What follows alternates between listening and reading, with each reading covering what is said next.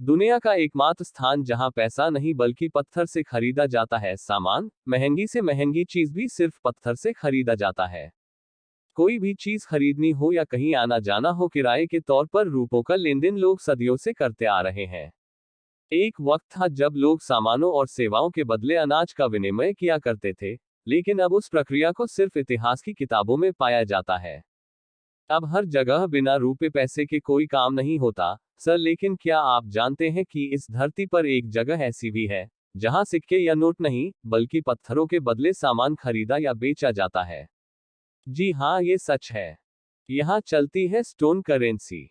याप आइजलैंड अपने पत्थर के पैसे के लिए जाना जाता है, जिसे राय या फी के नाम से जाना जाता है।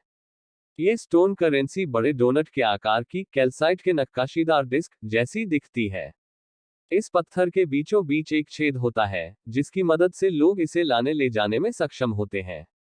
यदि कोई व्यक्ति याप द्वीप पर होता, कैरोलिन द्वीप समूह आज माइक्रोनेशिया के संघीय राज्यों का एक हिस्सा में, उनके सोने या चांदी के सिक्कों का मूल्य अधिक नहीं होता। 19वीं शताब्दी तक याप के लोगों के पास भुगतान का एक अजीब तरीका था। वे कुछ बड़े, गोलाकार पत्थर के डिस्क का इस्तेमाल करते थे, जो आमतौर पर चूना पत्थर से उकेरे जाते थे। या यूं कह ले कि ये चट्टान का बड़ा हिस्सा थे, जिन्हें राय के नाम से जाना जाता है, पलाव द्वीप पर खदानों से प्राप्त किए गए थे और फिर याप द्वीप पर ले जाए गए। इतिहास के बिना है चट्टान के बेकार टुकड़े। याप के पत्थर के टोकन केवल मौद्रिक व्यवस्था की भौतिक अभिव्यक्ति थे, उनके स्वामित्व के मौखिक इतिहास के बिना वे चट्टान के बेकार टुकड़े थे। इसलिए उन्हें चुराना व्यर्थ था। यदि लेन देन आधिकारिक तौर पर द्वीप के मौखिक इतिहास में दर्ज नहीं किया गया था, तब भी यह उसके पुराने मालिक का था। जिस व्यक्ति के पास वह पत्थर था, उसे यह घोषणा करने की आवश्यकता थी कि उसके पास अब पत्थर नहीं है और वह इसे दूसरे को दे देगा। स्टोन करेंसी के विभिन्न आकार। राय स्टोन्स विभिन्न आकारों में आते थे। सबसे छोटे सिर्फ 7-8 सेंटीमीटर के थे, जबकि सबसे बड़े वाले 3.6 मीटर व्यास और 0.5 मीटर मोटे थे।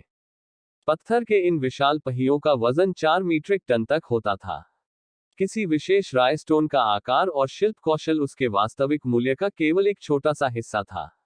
पत्थरों को कीमती बनाने वाला उनका इतिहास था। यदि पत्थर ले जाने के दौरान कई लोगों की मृत्यु हो गई, या यदि एक प्रसिद्ध नाविक इसे द्वीप पर लाया, तो चट्टान को दुर्लभ माना गया और इसलिए अधिक मूल्यवान। पत्थर के इर्द गिर्द जितनी अधिक कहानियां होती हैं, उसका मूल्य उतना ही बढ़ता जाता है।